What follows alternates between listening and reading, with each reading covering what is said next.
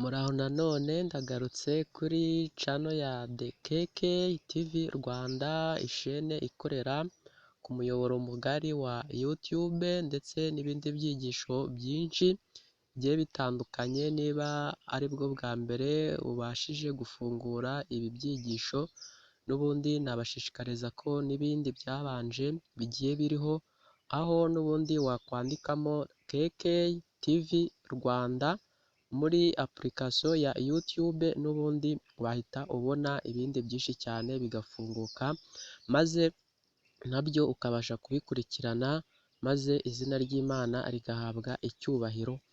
Ndagarutse rero n'ubundi mu mazina ni Baltazari, izina ry'Imana ryongere rihabwe icyubahiro kubw'uko igumeje kuturinda kandi ikaduhagararaho mu bigeragezo, mu ntambara duhura nazo. Ndakeka buri muntu wese aba ari ku rugamba, kandi buri muntu wese afite ibigeragezo bye, afite ibimugoye byiwe, ku buryo nta wabasha kujya hariya ngo avuge ati njye nagezeyo, avuga ati njyewe nta kintu nkigikeneye, nta bufasha nkigikeneye bw'ijambo ry'Imana, ahubwo uwo muntu yaba abeshye, kuko buri muntu wese muri iyi si arafite kumva ijambo ry'Imana, maze akabasha kubonamo icyahesha imbaraga ubugingo, buri muntu wese akongera akagaruka mu murongo mwiza wo kubaha Imana, mu murongo mwiza wo kumvira, umurongo mwiza utuma amazina yacu yandikwa mu bitabo by'ubugingo. Ndashuhuje abantu bose, abakunzi b'ijambo ry'Imana bose, abakunzi ba Bibiliya, kuko niwe muhanuzi muri iki gihe dufite, ubasha kudukura mu rujijo, ubasha kutatubeshya, ubasha guhuza n'iby'Imana idusaba cyangwa se idushakaho. Niyo mpamvu rero aho muherereye hose ndabashuhuje, izina ry'Imana nirihabwe icyubahiro. Niyo mpamvu rero n'ubundi muri aka kamwanya musabe imbaraga z'Imana yongere itube hafi, Imana yongere idufashe kugira ngo amatwi n'amaso byose bibashe kugira umumaro, bihumuke, mbega ubwenge bwose tubuherereze k'Uwiteka. Reka rero mbabwire icyigisho kuri uyu munsi, kuri iyi tariki tugiye kurebera hamwe, tugiye kwiga. Imana yagihaye umugisha, yemeye ko aricyo gitambuka kuri iyi nshuro. Ni icyigisho gifite umutwe uvuga ngo ni icyigisho cyiza cyane, gifite umutwe uvuga ngo ukuri 100% ku munsi wa karindwi, cyangwa se umunsi w'isabato, ingingo igibwaho impaka mu isi yose. Murabyumvise neza cyane, ni icyigisho cyiza kandi rwose gifite umumaro ku muntu wese uragiha agaciro kandi akagitegera amatwi. Ni byiza rero ko nta muntu n'umwe ubujijwe, nta muntu n'umwe uhejwe, yaba uruhuka isabato, yaba utayiruhuka, buri muntu wese ahawe ikaze kugira ngo wowe uyiruhuka ubere umugisha abatarayimenya, wowe utarayimenya nawe ujye mu murongo mwiza wabasha kumvira Imana, wabasha kuyiruhuka nk'uko Imana yabigenje, iduha icyitegererezo kugira ngo tuzabashe gukomerezaho, tuzabashe gutambuka ibi bihe kubwo kumvira umwami wacu. Reka rero mbere ya byose tubanze dusenge, kandi Imana ihabwe icyubahiro. Dusenge. Urakoze Data wera wo mu ijuru, twongeye kugushima, turaguhimbaje kubw'ineza watugiriye uyu munsi wose, ukaba wemeye ko twongera kurebera hamwe iri jambo ryawe, twongera kugirwa inama muri aka kamwanya. Tugiye kwiga rero icyigisho cyiza kandi cyongera ubwenge, kugira ngo buri muntu wese abashe kuva mu rujijo, amenye ukuri nyako kuzuye kudakebakeba ku bijyanye n'umunsi wawe wa sabato, ku bijyanye na rimwe mu mategeko 10 wemeye ko yigishwa mu isi.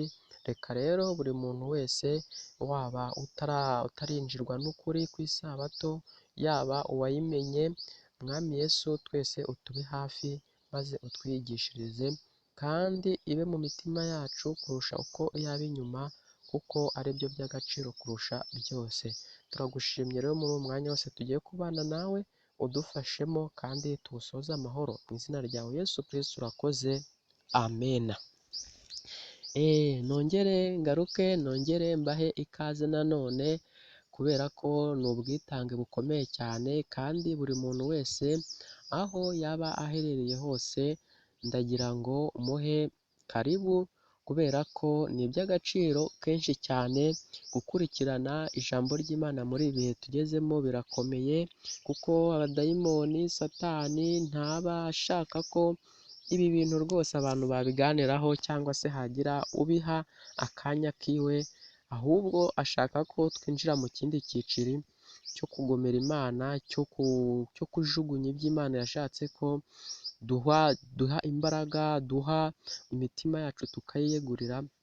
Rero Satani we ibi ngibi arabizi neza cyane ko gusobanukirwa ijambo ry'Imana ariho hava imbaraga, ariho hava kunesha, ariho hava ku gusobanukirwa ibishuko bya Satani, bityo umuntu wese akabasha kuva mu rujijo Satani yagushijemo abantu muri iyi si. Isabato ni ikimenyetso cy'Imana cyangwa se kashe. Murabyumvishe kashe, ndagira ngo mbabwire ko ntago ahari ari ikintu kitazwi na benshi, ahubwo benshi cyane, umubare mwinshi cyane bazi kashe icyo bisobanuye. Ni ukuvuga ngo Imana yashatse ko isabato iba ikimenyetso cyayo hagati y'abantu bayo ndetse nayo ubwayo. Ni ukuvuga ngo iyo bavuze ngo kashe ni ikintu gikunze gukoreshwa mu buyobozi. Ntago icyangombwa icyo ari cyo cyose waba ugiye kugisaba cyangwa se ukijyanye ugiye kucyerekana, nta kindi kintu babasha kubanza kureba usibye kureba ko giteyeho kashe ku muntu ugiye kucyakira, cyangwa se kugiye kugitanga akabanza akagiteraho kashe akakiguhereza. Bisobanuye ko aho ugiye hose, iyo bamaze kubona ko hariho kashe y'ikigo runaka, rwose bahita baguhereza serivisi kandi bakemera ko icyo cyangombwa cyawe cyemewe n'amategeko. Naho iyi kashe rwose wabasha kuyikoresha mbega ari nk'umuntu wayibye, cyangwa se ari nk'umuntu wagize atya akabihimba, ariko bikaba byenda guhura na bya bindi by'abantu babanje cyangwa se ba nyir'ubwite, ariko bagasanga iriho, icyo gihe rwose icyemezo cyawe kiba cyemewe n'amategeko, nubwo bazabivumbura nyuma, ariko baba bamaze kugukorera serivisi nyayo.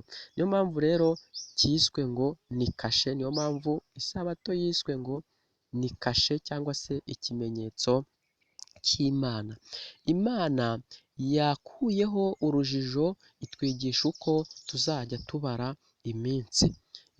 Imana yari izi ko hazaza ibintu bikomeye cyane, yari izi ko Satani hari igihe kizagera rwose akajijisha abantu, agahindura ibihe, agahindura buri kimwe cyose kugira ngo ajijishe abantu bayoberwe ibyo ari byo. Ariko Imana iravuga iti reka nigishe abantu ukuntu bazajya babara iminsi, maze babonereho kuzava mu rujijo. Kubara iminsi ni ukuvuga ngo hari abantu bavuga ngo ese mubwirwa n'iki ko isabato ari umunsi wa karindwi? Ese umunsi wa karindwi ubundi muvuga ko ari uwa karindwi muhereye hehe, ko aho umuntu hose aho ari hose umuntu yatangirira abara ko uwa karindwi wagera akawuruhuka? Ubundi mwebwe ibi bintu mubikura hehe? Ariko ntabwo wanyuranya n'Imana. Imana yarakoze, irangije ibara iminsi 6, kuwa karindwi iraruhuka. Ese yabaze iminsi 6 byagenze bite? Yahereye hehe? Wowe rero ntabwo wanyuranya n'iby'Imana yashatse ko tumenya, kubera ko ubwo waba ugiye kuyihinyuza, waba ugiye kuvuga ko rwose ariyo idafite ubwenge, kandi Imana ni rurema kandi ni nyiri byose, ni nyir'ubwenge. Niyo mpamvu rero nta bintu byo kuza gukuraho ibyo Imana yashatse ko abantu bayo bamenya. Mu Balewi ibice 23 umurongo waho wa 15. Ahangaha uhasome, kandi nanjye ndibuze kuhasoma nibiza kunkundira. Hagaragaza ukuntu tuzajya tubara iminsi duhereye ku munsi wa mbere tukageza ku munsi usoza. Baravuze mu magambo make ngo burira nuko burira buracya, bivuze ngo uwo nguwo ni umunsi wa mbere. Imana iwita ngo umunsi wa kangahe? Wa mbere. Burongera burira buracya, biba umunsi wa kabiri. Imana irabara birazamuka bigeze ku munsi wa karindwi, ihita iwita ngo uyu munsi wo mwise umunsi w'isabato. Ni uwa karindwi ariko mwise umunsi w'iki? W'isabato. Kubera iki mwise umunsi w'isabato? Ni ukubera ko ari wo munsi ntandukaniyeho n'ibintu byose nirirwagamo, ni umunsi mbaye mpagaritse imirimo yanjye, ni umunsi w'ikiruhuko. Bivuze ngo umunsi wa mbere niko witwa, umunsi wa kabiri niko witwa, kugeza ku wa gatandatu niko witwa, kugeza ku wa karindwi ugahita uhabwa izina ryihariye ari ryo sabato. Bisobanuye ko aya mazina yandi tubona ni Satani wayazanye, ni Satani wise iyi minsi ayihindurira amazina kugira ngo azayobye abantu, azajijishe abantu ku bijyanye no kubara iminsi, ku bijyanye no gutandukanya umunsi wa karindwi uvugwa, kuko yamaze kugabaho igitero gikomeye cyane. Bivuze ngo kuvuga ngo lundi, mardi, mercredi n'ibindi muzi ngo Monday, Tuesday, Wednesday, ibyo ngibyo ni ibintu byaje bivuye mu ndimi zitandukanye, ariko byose bihurira ko ari umunsi wa mbere, umunsi wa kabiri ukazamura, wageza ku wa karindwi akaba ari wo witwa sabato. Muri Bibiliya nta hantu hari ijambo ngo icyumweru, ahubwo ijambo icyumweru ryadutse ahagana mu mwaka wa za 313, aho umwami w'abami Constantine hamwe n'umuyobozi w'itorero ubwo ubupapa bwadukaga muri uwo mwaka witwaga Silvestre, bahise bahindura kalendari. Barangije kuyihindura binjizamo ijambo icyumweru ku nshuro ya mbere. Nta handi hantu wabona ijambo icyumweru atari muri Bibiliya ntagatifu. Bisobanuye ko uriya ari umunsi washyizweho n'abantu, ari umunsi washyizweho n'itorero gatolika ry'i Roma, udafitanye isano n'ibyo Imana ishaka ko abantu bamenya. Nawe rero soma neza witonze, urambure mu Balewi ibice 23 umurongo wa 15. Ntago mbashije guhita mpabona aka kamwanya, ariko ntaho bitandukaniye n'ibyo maze kukubwira. Uraza kubona ko isabato ari ikintu gikomeye cyane, ari ikintu cyo kwitabwaho. Kuba Satani yarabatije iminsi andi mazina atandukanye n'ay'Imana yatanze, ugomba guhitamo ugendeye ku byanditswe dusanga muri Bibiliya. Nari maze kubibabwira, ntago twebwe twajya ku byo imihango cyangwa se ku byo Satani yabatije, ahubwo twebwe tuzita ku byo Imana yabatije, kuko nibyo bidatandukanye n'ukwemera. Imana yashatse ko abantu bazizera kandi kukaba ukuri, kukatubera ukuri, bityo kukadukura mu rujijo. Satani aho ari hose ibye biba bibusanye n'ibyanditswe muri Bibiliya. Nibyo rwose. Ni ukuvuga ngo ibintu byinshi bya Satani biza bivuguruza ibya Bibiliya, biza binyuranye n'ibyo Imana yandikishije muri Bibiliya binyuriye mu bahanuzi bayo. Niyo mpamvu dusanga mu byahishuwe ngo ibice 13 havuga ngo nuko mbona inyamaswa izamutse ivuye mu gitaka, ngo ihabwa imbaraga zo kurema igishushanyo, ngo kivuge, gihumeke, nikirangiza cyicishe abatakiramya bose. Bibiliya rero mpimbano yamaze gushyirwa ku mugaragaro, Bibiliya ihinduye, Bibiliya itarimo ibifite umumaro, ibyamarira umumaro abantu ku bijyanye no kubaha Imana. Icyo ni cyo gishushanyo gihuriweho n'urwiyunge rw'amadini n'ubuyobe n'ikinyoma, ari byo bise ngo ni ubushukanyi bukomeye bwo mu gihe giheruka, ariho hazaduka abahanuzi b'ibinyoma bazaza ariko batandukanye n'ibyanditswe, ahubwo bo bagendera ku byo Satani yabahaye kugira ngo bayobye abantu. Satani kandi yagerageje gufata imyizerere ya gipagani ayinjiza mu iyobokamana, abinyujije ku guhindura ibihe n'amategeko. Muri Daniyeli twarabibonye, ubu buhanuzi twarabwize bukomeye cyane, kandi rwose nagushishikariza kugenda ukabisubiramo, kuko niho habasha kukungura ubwenge ukava mu bidafite umumaro. Twize ukuntu ubupapa na politiki ya leta yari icyo gihe bihuje, bahuza imbaraga, barangije bahindura ibihe n'amategeko. Guhindura ibihe n'amategeko bisobanuye iki?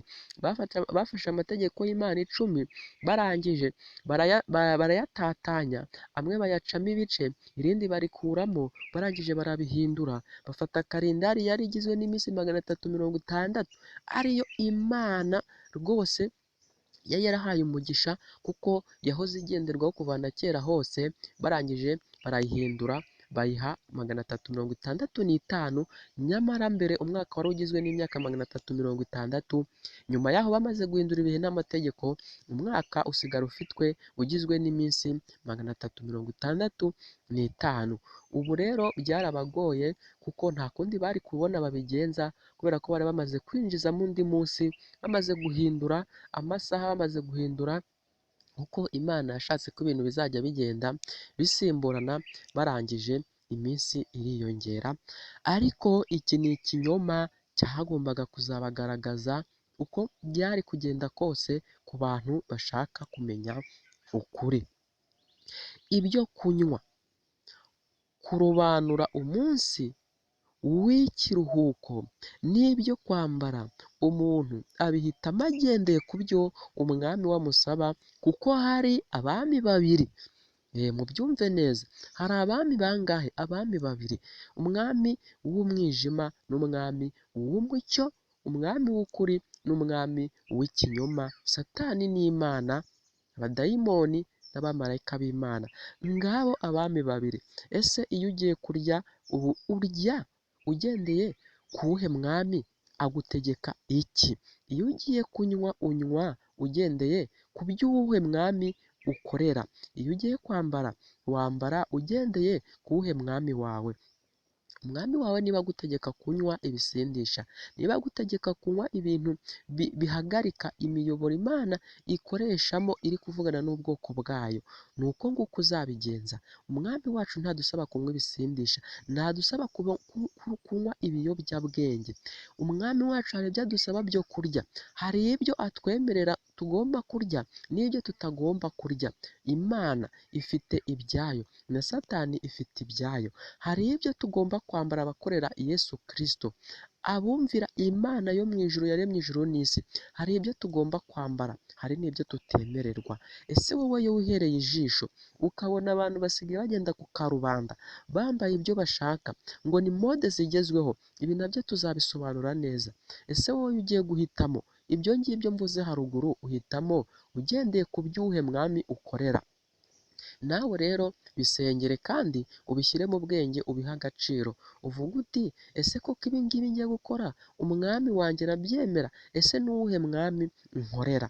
Nawe ihere ijisho, nawe nahawe ngo uhitemo, ariko uhisemo ku by'umwami wawe agutegeka, ku by'umwami ukorera.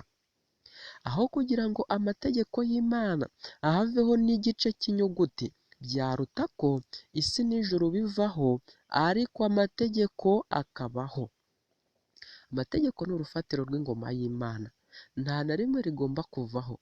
Aho Imana yiyemeza ikaza gupfira mu isi, ntabwo ari ukugira ngo amategeko akurweho, ahubwo ni ukugira ngo iyashimangire, ishyireho urufatiro rutajegajega, yereka abantu abatuye isi bose ko aho kugira ngo urufatiro rwayo, ingoma yayo iveho, ahubwo buri kintu cyose kimwe icyo ari cyo cyose yaremye cyavaho, ariko ingoma y'Imana igasigara yera, ingoma y'Imana igasigara ihagaze, kandi Imana rwose ihabwa icyubahiro. Imana yemeye ko habaho akarengane mu binyejana byashize kadashingiye ku isabato, kuko ibyahanuwe byari bitarasohora, bituma Satani abangamira andi mategeko asigaye, abinyujije ku gukuraho igitambo gihoraho, agashyiraho ikizira cy'umurimbuzi. Ibi ngibi Imana yemeye ko bibaho kugira ngo abantu ibategurize kugaruka kwe, kugira ngo abantu bamenye ubwenge, kugira ngo ikinyoma kijye ku ruhande n'ukuri kujye ku ruhande rwako, buri muntu wese agire guhitamo kwe, kuko Imana yaravuze ngo dore wa muntu we ndakuremye, nkuremye mu ishusho yanjye. Tekereza kuba Imana iturema itaraduhaye ishusho y'igisimba, ntiyigeze iduha ishusho y'igisiga, ntiyigeze iduha ishusho y'ikindi kintu icyo ari cyo cyose kidafitanye isano n'Imana. Imana iradukunda, irangije iturema mu ishusho yayo kugira ngo n'ubundi tuzagaragaze, tuzatere ikirenge mu byo Imana ikunda, mu byo umuremyi wacu akunda. Nta kindi rero cyatumye idutandukanya n'ibindi biremwa byari mu isi usibye kugira ngo tuzagaragaze n'ubundi ishusho yayo mu isi, kandi duhagararire ubwami bwayo mu isi kandi tubumenyekanishe. Ibi ngibi rero birakomeye cyane. Imana yemeye ko habaho akarengane kadashingiye ku isabato. Reka mbabwire ko kariya karengane kabaye imyaka 1260, katangiye mu mwaka wa 358, ariko guhera mu mwaka wa 313 mu itorero ryo mu gihe cya gatatu ryiswe ngo ni itorero ry'i Perugamu. Aha ngaha akarengane kari gashingiye ku bintu byinshi bitandukanye, ku bw'imihango mishya ya gipagani yari yinjijwe mu itorero ry'Imana, ariko Imana yemera ko kadashingira ku isabato, kubera ko hari umugambi yari ifite, hari ibyo yagira ngo isi ibanze isobanukirwe, nko gusenga Bikira Mariya kandi yarapfuye. Imana ibi ngibi ntago yagombaga kubiha agaciro ngo ibyemere, kuko iyo umuntu apfuye biba birangiye, kandi nta hantu amateka ari agaragaza ko Bikira Mariya yigeze ajya mu ijuru, ahubwo yarasinziriye ari mu bituro nk'abandi, kuko abantu bagiye mu ijuru badapfuye turabazi, ndetse n'abazutse turabazi rwose, amateka arahari, ariko ntago Bikira Mariya tujya tubona amateka yagaragaza ko yazutse, ku buryo hashyirwaho itariki yo kumwibuka ko yagiye mu ijuru. Murabizi abenshi Asomusiyo, izamuka cyangwa se iryanwa mu ijuru rya Bikira Mariya ku itariki 15 z'ukwa munani, ariko ibi ni ikinyoma, ni ugukuza imyuka y'abadayimoni, ni ukugira ngo babone imbaraga ya gihanuzi ariko ivuye kuri Satani. Ibi ngibi ntibibaho, niho kwizera imyuka y'abapfuye kwatangiriye, maze abantu bararenganywa karahava. Guha ikuzo Mariya kuruta Yesu, ntago Yesu Kristo Imana ntago yagakwiye gushyirwa ku ruhande, ahubwo hakabaho gukuza Bikira Mariya. Hoya, ahubwo Imana ni Imana, kandi tuzi ko Yesu Kristo yazutse we agasubira mu ijuru. Rero aho ari agomba gusengwa, akubahwa, kuko ari we ubabarira ibyaha ku bw'amaraso ye yamenekeye muri iyi si. Roma rero nta kindi yazanye. Roma mpagani ikimara guhinduka, yiyemeza kwinjira mu itorero ry'Imana, aho umwami w'abami Constantine yiyemeje ngo ndahindutse kandi ndaje rwose mumbatize, ariko ibintu yagezemo agakora byari bitangaje. Rero Bikira Mariya ari cyo kizira Imana yari yarabujije abantu ko batazizera imyuka y'abapfuye, ahubwo tugomba kwizera Yesu Kristo wazutse, umwami n'umukiza wacu. Biriya bintu rero byabangamiye abakristo muri kiriya gihe, bararenganywa. Gucuruza impapuro zihesha imbabazi z'ibyaha, inturugesi y'ibi ngibi twarabyize cyane, ukuntu abantu rwose ibi bintu bavuze ko ari ibinyoma, bavuze ko bitemewe, ariko baza kubangamirwa bikomeye cyane. Imana yatanze kalendari yayo igizwe n'iminsi 360 nk'umwaka umwe, na Satani ashyiraho iye igizwe n'iminsi 365 nk'umwaka umwe. Rero byabayeho kandi twabisobanuye, kandi no mu buhanuzi twagiye dusobanura bwagiye bubanza. Ibi ngibi twarabivuze cyane ko Satani afite umurongo we ndetse n'Imana ikagira uwayo. Naha buri muntu wese rero kwihitiramo icyamugirira umumaro, kuko Imana niyo yivugiye ngo niba ushaka guhitamo ikibi ukireba ugihitemo, kandi nabwo niba ushaka guhitamo icyiza nabwo ugihitemo. Kandi ndakeka nta muntu wahitamo icyiza, nta muntu wahitamo ikibi, mumbabarire, areba icyiza. Ahubwo buri muntu wese aho ari namwifuriza guhitamo icyiza, kandi ibihe bigishoboka, Yesu Kristo agiteze amaboko akicyakira umunyabyaha kugira ngo amuture umutwaro w'ibyaha, kugira ngo amahirwe yo kuzaba mu bwami bwe twongere tuyagarurirwe, kugira ngo buri muntu wese yongere agirirwe icyizere cyo kuzaba mu bwami bw'Imana. Yesu ubwo yapfiraga ku musaraba ntiyari akuyeho amategeko 10 nk'uko bamwe babyizera. Urabyumvise?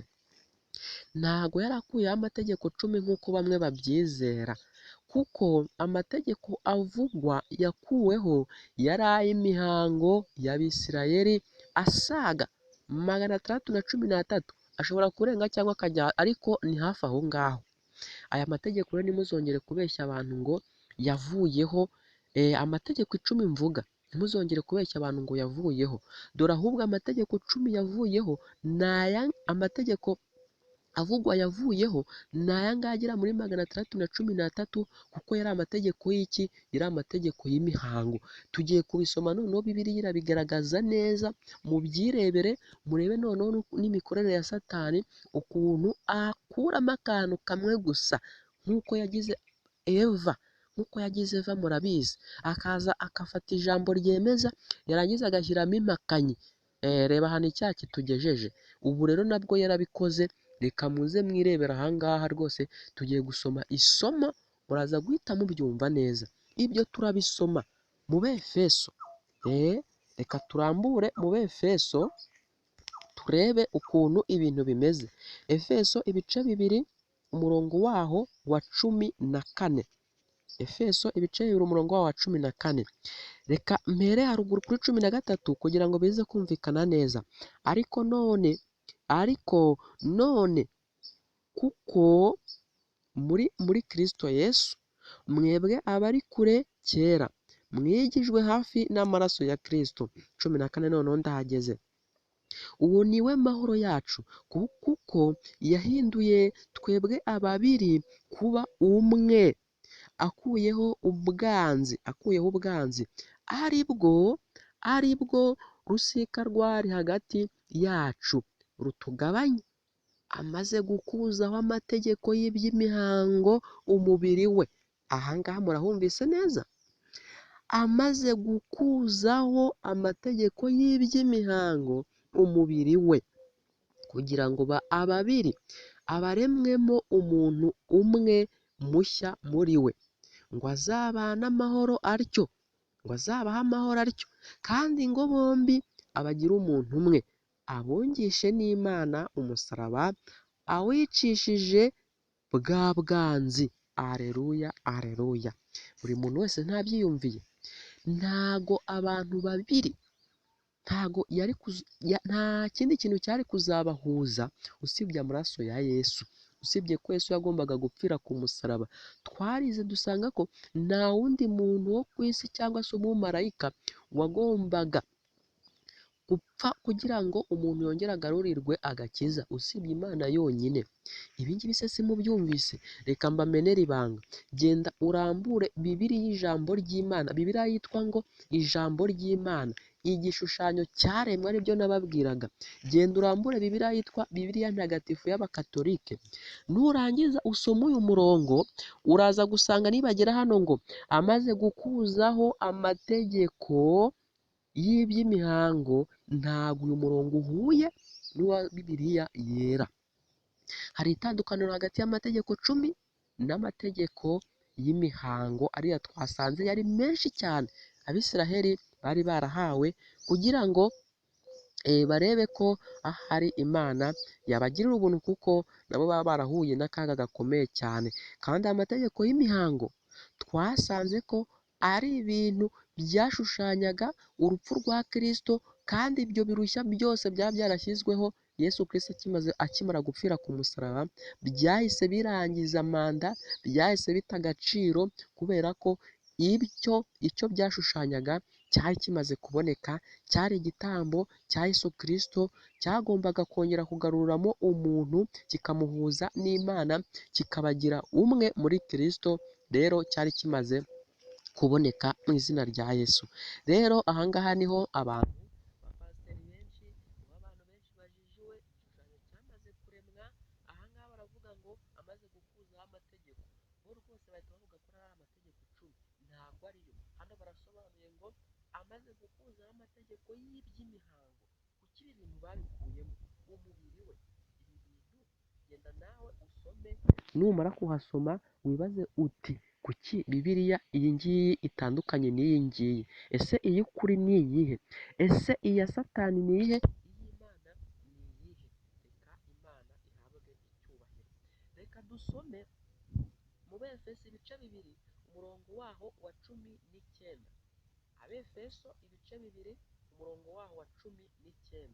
Reka wiyumvire neza ukuntu Imana yatandukanyije ukuri n'ikinyoma. Abefeso ibice 2 umurongo waho wa 19 bavuze ngo iki? Nuko nsubiremo neza, nuko ntimukiri abashyitsi. Mumbabarire rwose, nuko ntimukiri abashyitsi n'abasuhuke, ahubwo muri ubwoko bumwe n'abera, ndetse muri abo mu nzu y'Imana. Murabyumvise? Kuko mwubatswe ku rufatiro rw'intumwa n'abahanuzi, ariko Kristo Yesu niwe buye rikomeza imfuruka mu izina rya Yesu. Murabyumvise ko babisobanuye neza rwose ngo ntago tukiri abashyitsi, ahubwo abashyitsi bararangiye, nta muntu ukiri umushyitsi, kuko buri muntu wese yemerewe kuvugana n'Imana ye. Buri muntu wese yemerewe kugenda agapfukama, agasaba Kristo imbabazi, agasaba Kristo imbaraga, agahabwa urufunguzo rumuha intsinzi, rumugeza ku kunesha. Rero ntihazagire umuntu wongera kukubeshya ngo soma uyu murongo wumve. Ntago Yesu Kristo yaje mu isi gukuraho amategeko 10, ahubwo yaje gukura ari amategeko y'iby'imihango.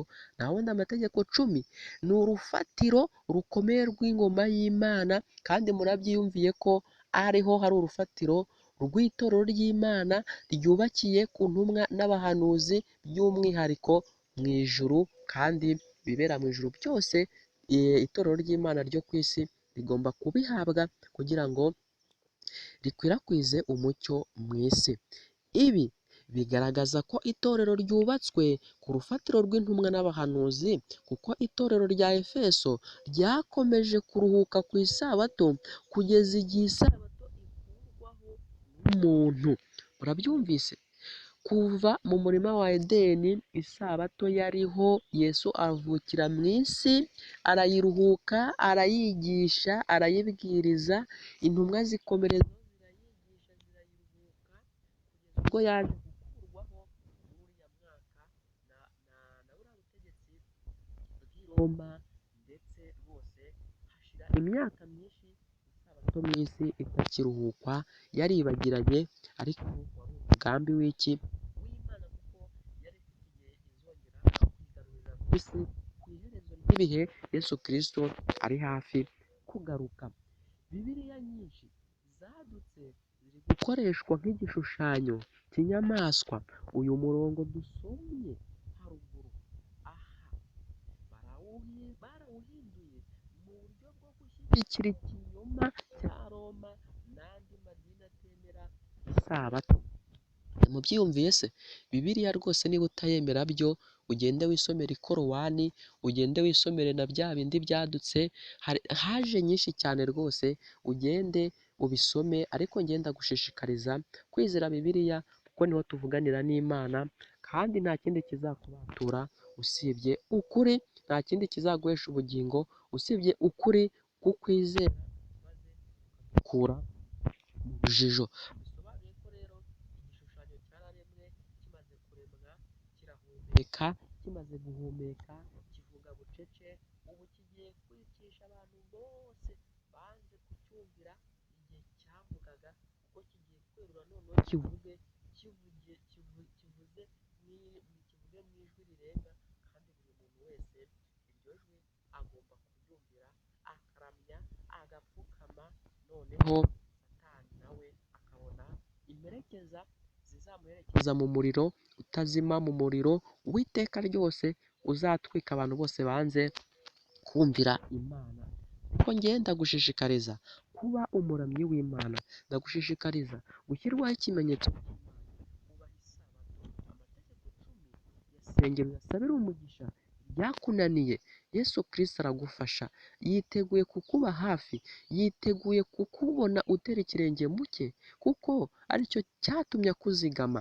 Abantu bose mwanganaga ntibakiri ku isi, ariko Yesu Kristo agufiteho umugambi ukomeye cyane, kubera ko wowe ukiri mu isi, nubwo warwaye nturapfa, nubwo inzara iriho ntirakwica, ibyorezo biraza bikagusiga, ariko Yesu Kristo agufiteho umugambi ukomeye cyane. Tangira rero wige kubaha Imana, tangira wige kuramya Imana. None Satani ashaka abamuramya. Reka amategeko 10 dusabe Imana yanditse mu mitima yacu. Ugomba kumenya gutandukanya amategeko y'imihango y'Abisirayeli n'amategeko 10 Imana yihereye Mose ku musozi Sinayi. Imana ubwayo niyo yayiyandikiye n'urutoki rwayo. Ibi ngibi se byo ubivugaho iki? Imana iradukunda, ukuri kwayo kandi kuri ku mugaragaro. Aya mategeko si Mose wigeze ayandika. Imana ubwayo ifata urutoki, ifata ibuye hariya, iharatuzaho n'urutoki rwayo, yandika amategeko 10 yayo, kugira ngo abantu bayo batangire bige kubakira ku bwami bw'Imana. Amategeko 10 iyo bayumviraga, bagiraga amahoro, barwanaga urugamba n'abanyamahanga bakarunesha. Isi ya none iramutse yumva amategeko 10 y'Imana, yagira umudendezo, nta byorezo, indwara zahagarara, Yesu Kristo yahabwa icyubahiro, imiryango ntiyakongera gutana, uburaya bwahagarara, ubusinzi bwahagarara, kugomera Imana binyuze mu kwangiza umubiri no gusenya urusengero rw'Uwiteka byahagarara, kuko Imana yaduha imbaraga yo kurokora ubugingo bwacu, kandi Imana iradukunda. Iyo rero twumviye, iyo dushyize mu bikorwa icyo Imana idusaba, tubona umudendezo, duhabwa gukomera, kandi amazina yacu akandikwa mu gitabo cy'ubugingo. Nawe rero aho uri hose, saba ngo ugire kumvira kuzima, saba ngo Yesu Kristo atwandike mu mitima yacu ibyo yishimira, kandi bimuheshe icyubahiro muri iyi si. Isabato si iy'Abayuda cyangwa Abadive nk'uko benshi babivuga gusa, ahubwo ni iya buri wese utuye kuri iyi si, kuko buri wese azacirwa urubanza hakurikijwe amategeko 10 nk'uko ku isi bigenda. Amategeko 10 mu rubanza ntabwo uzasangayo 9, mu rubanza ntuzasangayo 8, ahubwo mu rubanza uzasangayo amategeko 10, kandi amategeko 10 buri rimwe rizasuzumwa, barebe uko warihagazeho, barebe uko waritambutseho. Hakiri kare rero ndagusabye ngo tangira urugendo hakiri kare, hakibona butarira, maze Yesu Kristo akwakire mu buntu bwayo. Nta Muyuda, nta Mugiriki, nta Muromani, twese Yesu yaradupfiriye, kandi tugomba kumwumvira ku rugero rumwe, nk'uko abari babiri yabagize umwe, kugira ngo bazabane amahoro y'iteka ryose. Amena. Si byiza kurwanya ukuri kuko bitugoye kukwizera, ahubwo turasenga tugasaba Kristo kudushoboza kumvira ijambo rye, kuko niho urupfu rwe ruhita rutubatura mu bubata bwa Satani. Amena, amena. Mu ijuru, mu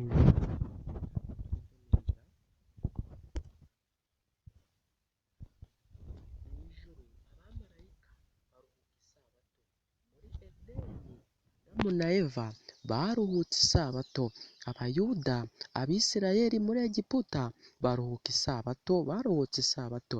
Ese aruhuka isabato, intumwa zirayiruhuka. Ntabwo twebwe rero turi ku musozo w'amateka y'isi, ni itorero tugomba kuva ku rufatiro rw'ingoma y'Imana. Reka Imana ihabwe icyubahiro, murabyiyumviye kandi buri muntu wese agire amahitamo meza. Murambure muri Yesaya ibice 8 umurongo waho wa 19. Twumve Yesaya ibice 8 umurongo waho wa 10 na kangahe? Wa 19. Reka twumve, reka turambure twumve icyo Imana ishaka ko twumva, icyo Imana iduhishiye aha hantu, maze twese Imana iduhe umugisha ku bw'aya magambo Imana yemeye ko twongera gusomera hamwe. Yesaya ibice 8 umurongo waho wa 19. Reka twumve uko handitse, murambure mwese tujyanirane twumve uko bavuze. Kandi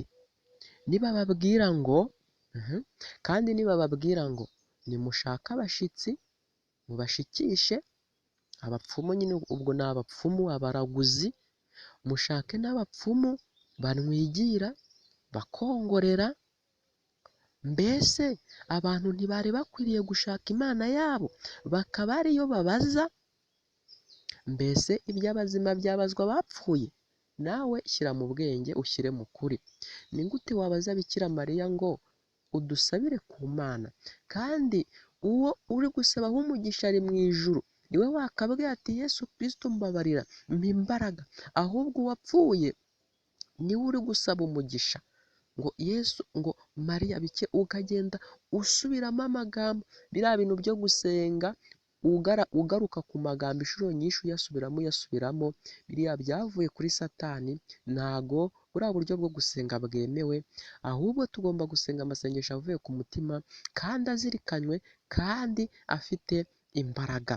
Rero ahangaha Imana iravuze ngo ese ni gute washaka kugira icyo umenya, washaka gusaba umugisha ukajya kuwusaba abapfuye?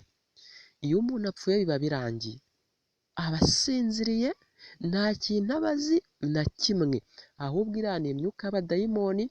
Satani aragenda agafata abadayimoni be, yarangiza akambika ishusho ya wa muntu wari uzi wapfuye, akigana ijwi rye, akigana ingano n'indeshyo n'isura ye, yarangiza akaza mu ijwi rikomeye cyane akakuvugisha, maze yamara kukuvugisha mukaganira rwose, mugakorana ikiganiro, maze akakwemerera ko buri kimwe cyose arakiguha, ariko ntabwo aba ari we, ahubwo aba ari Satani ukoze ibyo byose.